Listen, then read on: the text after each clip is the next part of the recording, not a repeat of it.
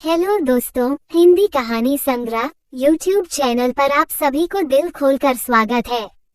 Like और share करना न भूलें और कहानी को अंतिम तक जरूर देखें। अगर अच्छा लगे सब्सक्राइब करना न भूलें। चलिए बिना देरी किए आज का कहानी शुरू करते हैं। एक टोकरी भर मिट्टी 1900। माधवराव सप्रे लेखक हैं। किसी श्रीमान जमींदार के महल के पास एक गरीब अनाथ विधवा की झोंपड़ी थी। जमींदार साहब को अपने महल का हाता उस झोंपड़ी तक बढ़ाने की इच्छा हुई। विधवा से बहुतेरा कहा कि अपनी झोंपड़ी हटा ले, पर वह तो कई जमाने से वहीं बसी थी। उसका प्रिय पति और इकलौता पुत्र भी उसी झोंपड़ी में मर गया था। पतोहू भी एक 5 बरस की कन्या को छोड़कर चल बसी थी। अब यही उसकी पोती इस वृद्धा काल में एकमात्र आधार थी। जब उसे अपनी पूर्व स्थिति की याद आ जाती तो मारे दुख के फुट फुट रोने लगती थी। और जब से उसने अपने श्रीमान पड़ोसी की इच्छा का हाल सुना, तब से वह मृत्युप्राय हो गई थी। उस झोंपड़ी में उसका मन लग गया था कि बिना मरे वहाँ से वह निकलना नहीं चाहती थी। श्रीमान के बस प्रयत्न निष्फल हुए। तब वे अपनी जमींदारी चाल चलाने लगे। बाल की खाल निकालने वाले वकीलों की थैली गरम कर उन्होंने अदालत से झोंपड़ी पर अपना कब्जा करा लिया और विधवा को वहाँ से निकाल दिया। बेचारी अनाथ तो थी ही, पास पड़ोस में कहीं जाकर रहने लगी।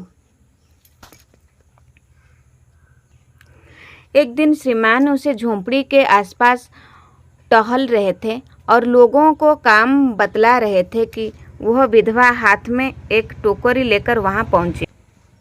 श्रीमान ने उसको देखते ही अपने नौकरों से कहा कि उसे यहाँ से हटा दो, पर वह गिड़गिड़ा कर बोली, महाराज, अब तो यह झोंपड़ी तुम्हारी ही हो गई है, मैं उसे लेने नहीं आई हूँ। महाराज क्षमा करे तो एक विनती है। जमींदार साहब के सिर हिलाने पर उसने कहा, जब से यह झोंपड़ी छूटी है तब से मेरी पोती ने खाना पीना छोड़ दिया है। मैंने बहुत कुछ समझाया, पर वह एक नहीं मानती। यही कहा करती है कि अपने घर चल, वहीं रोटी खाऊंगी। अब मैंने यह सोचा कि इस झोंपड़ी में से एक टोकरी भर मिट्टी लेकर उसी का चूल्हा बनाकर रोटी पकाऊंगी। इससे भरोसा है कि वह रोटी खाने लगेगी। महाराज कृपा करके आज्ञा दीजिए तो इस टोकरी में मिट्टी ले आऊं। श्रीमान ने आज्ञा दे दी।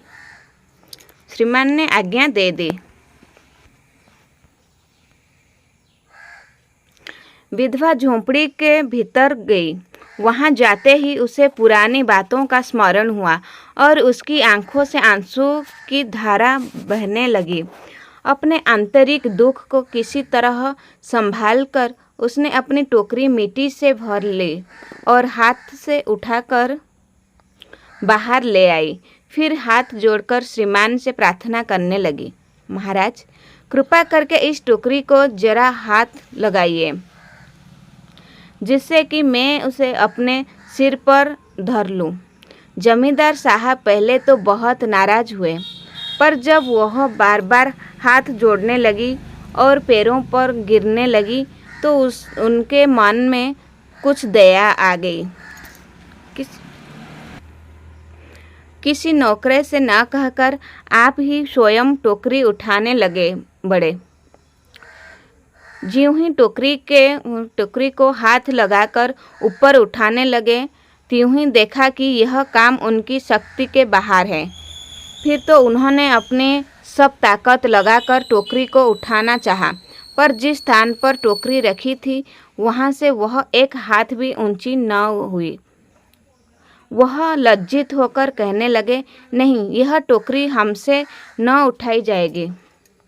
यह सुनकर विधवा ने कहा, महाराज नाराज न हो, आपसे एक टोकरी भर मिट्टी नहीं उठाई जाती और इस झोंपड़ी में तो हजारों टोकरियां मिट्टी पड़ी है।